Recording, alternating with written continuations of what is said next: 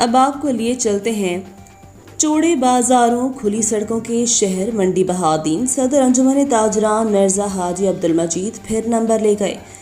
بدترین load shedding کے خلاف کالج چوک میں کامیاب بڑا احتجاجی مظاہرے کی قیادت۔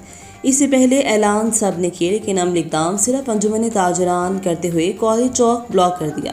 بدترین ظالمانہ لوڈ شیڈنگ سے تنگ تاجر سڑکوں پر آ گئے۔ صدر انجمن تاجران کا کہنا تھا سارا دن بجلی بند رہتی ہے۔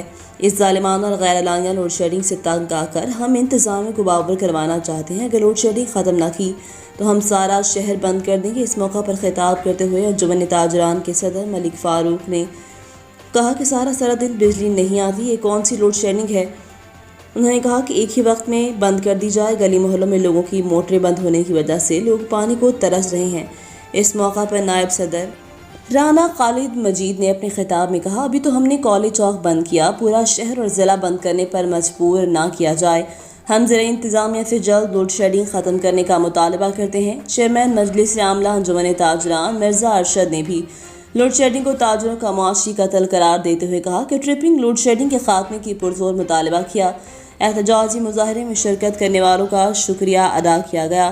احتجاجی مظاہرے میں وابڈا کے ایس ڈی او نمائندوں نے آ کر صدر انجمن تاجران مرزا عبدالمجید سے کامیاب مذاکرات کیے، وعدہ کیا کہ غیر اعلانیہ اور ٹرپنگ نہیں ہوگی، جس پر احتجاج ختم کر دیا گیا۔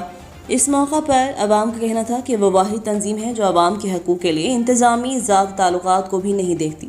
مزید خبروں سے باخبر رہنے کے لیے دیکھتے رہیں ریڈ نیوز.pk